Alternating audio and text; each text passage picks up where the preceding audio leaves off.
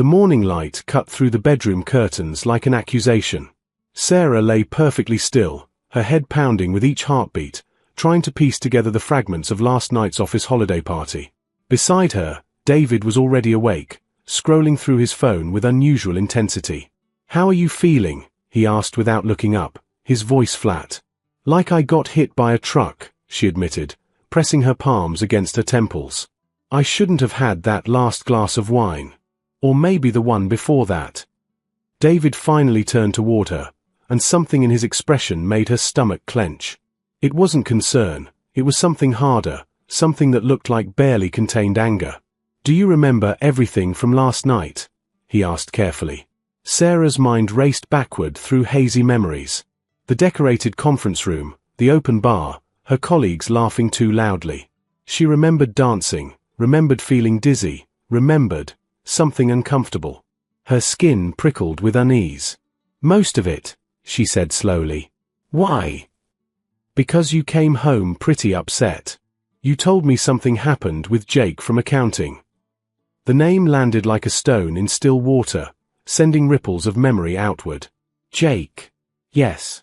She suddenly recalled feeling his hand on her, the unwelcome touch, the way it made her feel violated even through the alcohol fog. "He touched me," she said, the words coming out sharper than intended. "I was standing by the punch bowl, and he came up behind me and put his hands on my waist. It was completely inappropriate, David. I didn't ask for it, I didn't want it." She watched her husband's jaw tighten, watched his knuckles turn white as he gripped his phone. "Are you absolutely sure that's what happened?" "Yes," she insisted, though even as she said it, some part of her brain whispered doubt. The memories felt slippery, like trying to hold water in her fists. "I remember feeling uncomfortable. I remember his hands on me." David stood abruptly, pacing to the window.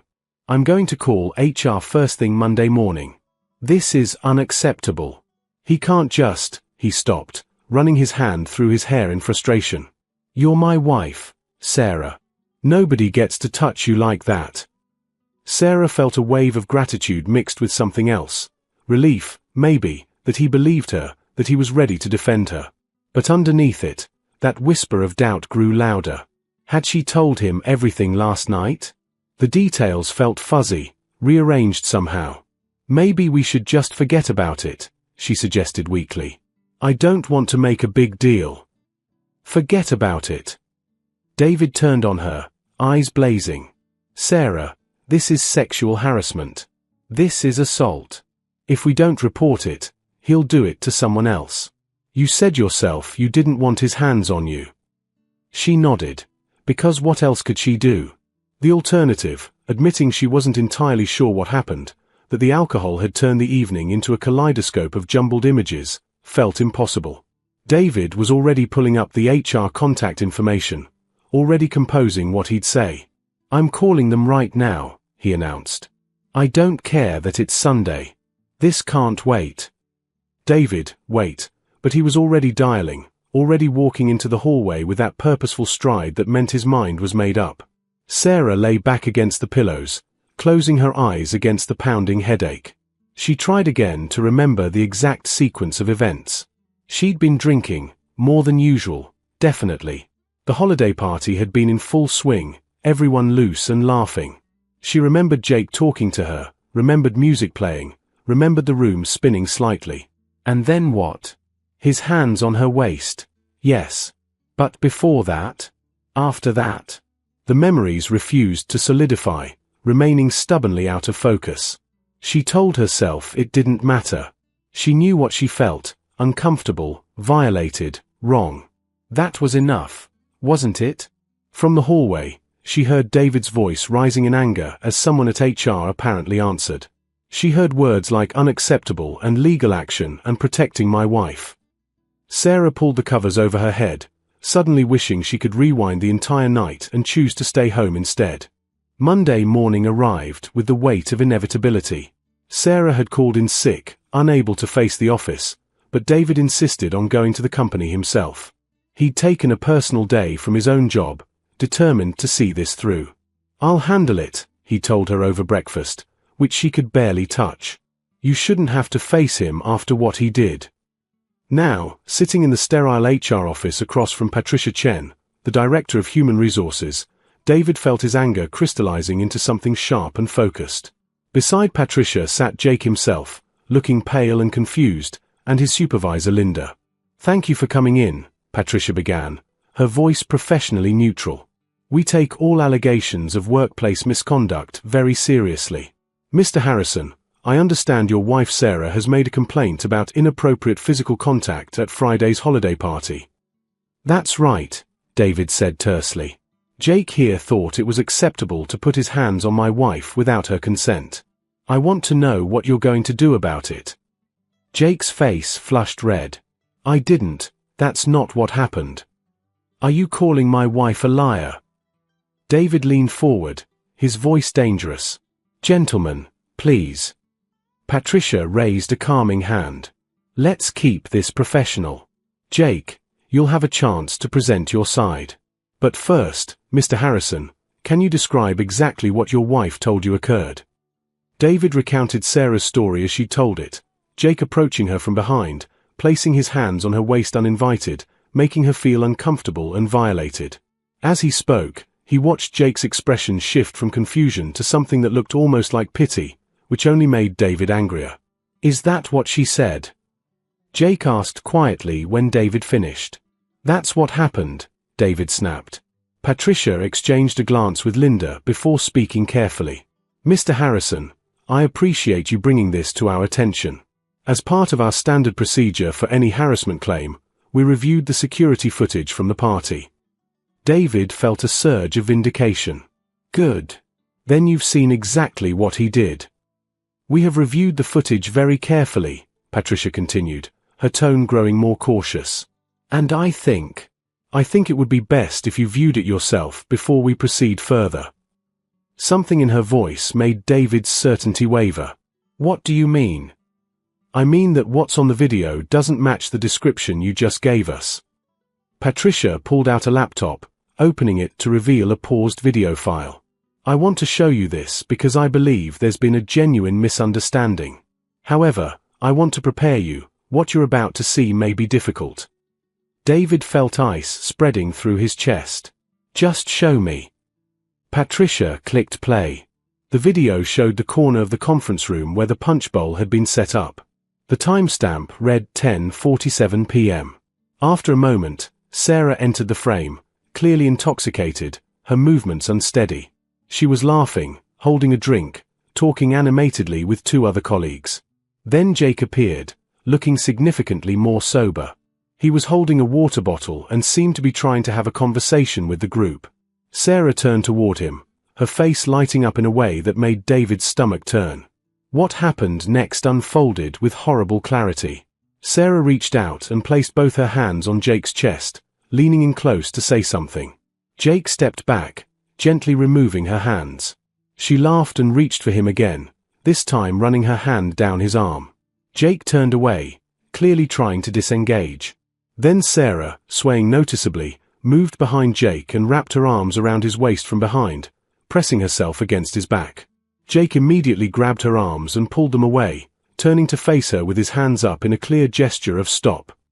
Two other colleagues rushed over, one of them guiding Sarah away while Jake quickly left the area, his expression uncomfortable and embarrassed.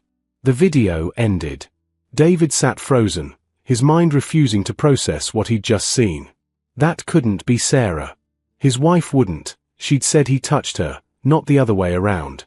"There must be some mistake," he said, his voice hollow. "That's not. She told me he put his hands on her." "I didn't touch her, man," Jake said quietly. "I specifically didn't touch her. I've been married for 3 years. When she started getting handsy, I removed myself from the situation as quickly as possible. I went straight home to my wife because I knew how it might look." Patricia spoke gently. "Mr. Harrison, I think your wife may have been more intoxicated than she realized. Memory formation is significantly impaired by alcohol. It's possible she genuinely remembers the incident differently than it occurred." "Or she lied," David said flatly, the words tasting like ash. "I don't think she lied," Jake interjected. I think she was really drunk and confused. That's why I didn't report this myself. I figured she'd be embarrassed enough when she remembered clearly. But David barely heard him. His mind was replaying every conversation he'd had with Sarah since Friday night, every detail she'd shared, every tear she'd shed while describing how violated she felt. Had all of that been a lie? Had she known the truth and deliberately twisted it? I need a copy of that footage, he said mechanically. Patricia hesitated. Mr. Harrison, I'm not sure that's. I need a copy. His voice left no room for argument. My wife accused this man of assault. I came here ready to see him fired or arrested. I deserve to know the truth. After a long pause, Patricia nodded. I'll provide you with a copy. But David, and I hope you don't mind me using your first name, I strongly suggest you approach this conversation with your wife carefully. If she truly doesn't remember clearly, showing her this footage will be traumatic. Not as traumatic as falsely accusing someone of assault, David replied coldly. David sat in his car in the office parking lot for 20 minutes after leaving the HR meeting, the USB drive containing the security footage burning like coal in his pocket. His hands gripped the steering wheel so tightly his fingers had gone numb. He'd been so sure, so absolutely certain that Sarah was the victim, that Jake was the predator. He'd spent the entire weekend rehearsing what he'd say to HR, imagining the satisfaction of seeing justice done. Instead, he'd sat in that sterile office and watched his wife, the woman he'd pledged his life to, behave in ways he'd never imagined possible. The question that kept circling his mind was simple and terrible. Had she known? When she came home Friday night and told him Jake had touched her, when she cried in his arms about feeling violated, when she let him call HR and prepare to ruin a man's career, had she known she was lying? He pulled out his phone and called her. She answered on the first ring. David? How did it go? Is he being fired? The eagerness in her voice made him feel sick. I'm coming home. We need to talk. What happened? David, you're scaring me. Just stay there. I'll be home in 15 minutes. He hung up before she could respond, unable to bear another second of her voice without knowing the truth. The drive home passed in a blur. When he walked through the front door, Sarah was waiting in the living room, still in her pajamas, her face pale and drawn. She looked fragile, vulnerable, but now David couldn't help wondering if it was an act. What happened at HR? She asked immediately. Did they believe us? Are they taking action against Jake? David dropped his keys on the table with a sharp clatter that made her flinch. Why don't you tell me exactly what happened Friday night? Every detail. Sarah's eyes widened. I already told you. Jake came up behind me. Stop. David's voice cut through the air like a blade. Stop lying to me, Sarah. She froze, her mouth still open on the unfinished sentence. I'm not, David. What did they tell you? Whatever Jake said, he's lying to protect himself. HR has security footage. David pulled out the USB drive, holding it up between them like evidence in a trial. From the party. Do you want to know what it shows? The color drained from Sarah's face so quickly he thought she might faint. Her lips moved but no sound came out. It shows you touching him, David continued, his voice eerily calm despite the fury building in his chest. It shows you putting your hands on his chest, on his arm. It shows you wrapping your arms around him from behind while he tried to get away from you. It shows him specifically not touching you, Sarah. It shows the exact opposite of what you told me. No, Sarah whispered. No, that's not. I don't remember that. David, I swear I don't remember it that way. So you were lying about remembering, or you're lying now about not remembering. Which is it? Neither. I'm not lying. Her voice rose in panic. I remember feeling uncomfortable. I remember his hands. His hands removing yours from his body. David shouted, the calm facade finally cracking. His hands pushing you away because you were drunk and groping him.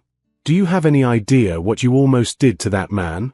I went into that office ready to see him destroyed. Do you understand that? Tears were streaming down Sarah's face now. I don't remember, she sobbed. David, Please, I don't remember it that way. I would never, I'm not that person. Then who are you? The question hung in the air between them. Because the person on that video isn't the woman I married. And the person who came home and lied about what happened, who let me call HR on a Sunday, who was ready to ruin an innocent man's life, I don't know who that is either. Sarah collapsed onto the couch, her whole body shaking. Show me. Show me the video. Please, I need to see it. David's first instinct was to refuse, to let her suffer in uncertainty the way he was suffering. But beneath his anger was something else, a desperate hope that there was an explanation, that somehow this could all make sense. He pulled out his laptop and loaded the video file, then turned the screen toward her without a word. He watched her face as she watched herself. Watched her eyes widen in horror, watched her hand fly to her mouth, watched the exact moment she recognized the truth. When the video ended, she sat motionless, staring at the frozen final frame. I don't remember, she whispered. I swear to God, David, I don't remember doing that. The last clear memory I have is dancing with some people from marketing. Everything after that is just pieces, fragments. I remember feeling hands on me, but I thought, she looked up at him, her eyes pleading. I genuinely thought I was remembering him touching me. How drunk were you? I don't know. Too drunk. Way too drunk. I lost count of the drinks. She wrapped her arms around herself. But that doesn't excuse this. That doesn't excuse what I did to Jake, or what I almost let you do to him. No, David agreed coldly. It doesn't. The silence in their living room stretched like a chasm. Sarah couldn't stop crying, couldn't stop staring at her hands as if they belonged to someone else. Those were the hands that had touched Jake without permission. Those were the hands of someone she didn't recognize. I need to apologize to him, she said finally, her voice hoarse. I need to make this right. David laughed bitterly. Make it right? Sarah, you accused him of sexual assault. How exactly do you make that right? I don't know. She looked up at him desperately. But I have to try. I have to tell him I'm sorry, that I didn't remember, that I never meant. You never meant to what? To get drunk and assault him? To lie about it afterward? Which part didn't you mean? The cruelty in his voice made her flinch, but she knew she deserved it. Deserved worse, actually. I didn't lie, she insisted weakly. Not intentionally. I really believed. Stop saying that. David turned away from her, his shoulders rigid. Because here's what I can't figure out, Sarah. Even if you genuinely didn't remember touching him, you had to know how drunk you were. You had to know your memory wasn't reliable. But instead of admitting that, you told me a story with such confidence, such certainty, that I never questioned it. You let me be your weapon. The accusation hit like a physical blow because it was true. She had been uncertain about the details, had felt those gaps in her memory, but she'd filled them in with what made sense, what felt right. And once she'd told David her version, it had become real in her mind. The victim narrative had been easier than admitting she'd been out of control. You're right, she said quietly. I should have told you I wasn't sure. I should have admitted how drunk I was. But David, I swear I didn't knowingly lie. My brain just filled in the blanks wrong. There's research about this, about how alcohol affects memory formation, about false memories. Don't. His voice was sharp. Don't intellectualize this. Don't hide behind research papers. You accused an innocent man of assault. Sarah stood on shaking legs. I know. And I'm going to call Jake right now and apologize. Patricia already cleared him of any wrongdoing. Officially, this is over. It's not over for me, Sarah said. It won't be over until I face what I did. She picked up her phone with trembling hands and searched the company directory for Jake's number. David watched her with an expression she couldn't read, disgust, maybe, or disappointment. Both were probably accurate. Jake answered on the third ring. Hello. Jake, it's Sarah. Her voice cracked on her own name. I need to apologize to you. I saw the footage. I know what really happened, and I'm so sorry." There was a long pause. "You really didn't remember?" "No. I mean, I remembered wrong. I remembered feeling hands on me, but I thought they were yours. I didn't realize I was the one." She couldn't finish the sentence. "I was inexcusably drunk. I had no right to touch you that way. And then to accuse you of—" She was crying again, the words coming out in gasps. "I almost ruined your life because I couldn't admit I'd blacked out. I am so deeply sorry. Sarah." Jake's voice was kind, which somehow made it worse. "I appreciate the apology. Truly. I knew you were too drunk to know what you were doing that night. That's why I removed myself immediately and didn't make a big deal of it." "You should have," she said. "You should have reported me. I deserved." "Nobody deserves to have their worst drunken moment define them," Jake interrupted gently. "But you do need to understand something. If the situation had been reversed, if I had been that drunk and touched you that way, my career would be over. There wouldn't be second chances or understanding. I want you to sit with that reality." Sarah felt the truth of his words settle over her like a weight. "I know. You're absolutely right. I accept your apology," Jake continued. "But Sarah, you need to get help. This isn't just about one bad night.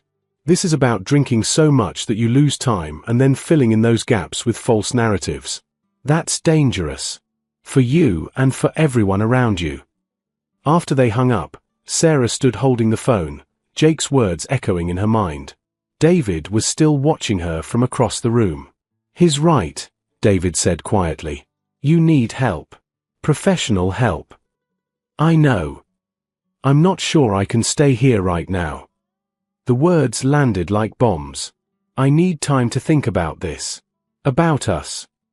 Sarah's heart lurched. "David, please. You let me believe you were assaulted, Sarah.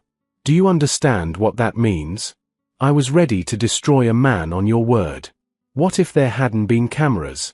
What if Jake's life had been ruined because you were too proud or too scared to admit you didn't remember?"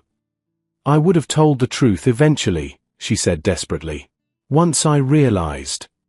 "Would you?" David's eyes were hard. "Or would you have convinced yourself that your version was real? You're so good at that, apparently." She had no answer for that. The terrifying truth was that she didn't know. She didn't know where her genuine confusion ended and her convenient self-deception began. "I'm going to stay at my brother's place for a few days," David said, already moving toward the bedroom. "I need space to process this." Sarah watched him pack a bag, each item he folded and placed inside feeling like a piece of their marriage being dismantled. When he walked past her toward the door, she reached for his arm. "I love you," she whispered. "I'm going to fix this. I'm going to get help." He looked down at her hand on his arm, and she suddenly remembered another hand on another arm, her hand on Jake's arm in that video. She released him immediately. "I love you too," David said finally. "But love isn't enough right now. Trust is. And Sarah, I don't know if I can trust you anymore." The door closed behind him with a quiet click that sounded like finality. 3 months had passed since the office party, and Sarah sat in Dr. Morrison's office for what had become a weekly ritual. The therapist's room was painted in soft blues and greys, designed to be calming, but Sarah never felt calm here. These sessions were where she confronted the hardest truths about herself. "Tell me about the meeting with your colleagues," Dr. Morrison prompted gently. Sarah took a deep breath. "I went back to the office last Monday. First time since everything happened. HR arranged for me to meet with the people who were at the party, to apologize in person. It had been excruciating. Facing her colleagues, people who had seen the video, who knew what she'd done, required more courage than she'd known she possessed. But it was necessary. Jake had been gracious, his wife Amanda less so, which Sarah understood completely. How did it feel? Humiliating. Necessary. Both. Sarah twisted her hands in her lap. But also clarifying. I spent so long in my own head, creating narratives about what happened, that actually talking to the people who were there, who remember what I don't, it helped ground me in reality. Dr. Morrison nodded. We've talked about how alcohol-induced blackouts work, how your brain literally couldn't form new memories during those missing hours. But we've also discussed how you filled those gaps with what felt true instead of what was true, Sarah finished. It was a distinction she'd come to understand intimately. When I woke up that Saturday morning, I had fragments, the feeling of hands, the sensation of being uncomfortable. My brain automatically arranged those pieces into a story where I was the victim because that story made sense, felt right. It's what I wanted to believe. And perhaps what felt safer to believe, Dr. Morrison added. Accepting that you'd been the one who crossed boundaries required accepting a loss of control that terrified you. That was the heart of it, the thing Sarah had been running from her whole life. Control. She'd always prided herself on being responsible, reliable, in command of herself. Admitting she'd drunk herself into a blackout, that she'd behaved inappropriately and couldn't even remember it, that shattered her self-image completely. I've started attending AA meetings, Sarah said. 3 times a week. I'm on day 93 without a drink. How does that feel? Hard. Really hard. Especially because I'm not sure I'm an alcoholic. She saw Dr. Morrison's expression and quickly added, I know. That's what everyone says. But I never drank alone, never drank during the day. This was one catastrophic night, not a pattern. Yet you've chosen to abstain completely. Why? Sarah considered this carefully. Because I can't trust myself anymore. Because even if I'm not an alcoholic, I clearly have a problem with knowing my limits. And because... She paused, feeling the weight of the admission. Because I need to prove to myself, and to David, that I can make hard choices. That I can commit to change. David. The name still hurt to say aloud. He'd come back after 2 weeks at his brother's place, but things between them were different. Fragile. They were living together but existing in separate orbits, both uncertain if they were healing or just delaying the inevitable. Have you and David considered couples counseling? We start next week. Sarah felt a flutter of hope mixed with fear. He says he wants to try. That he still loves me. But I can see it in his eyes sometimes, his looking at me and wondering if he really knows who I am. Do you know who you are? The question hung in the air. Sarah looked out the window at the grey winter sky, thinking about identity, about the distance between who we think we are and who we reveal ourselves to be in moments of crisis. I'm learning, she said finally. I'm someone who made a terrible mistake. Who hurt people.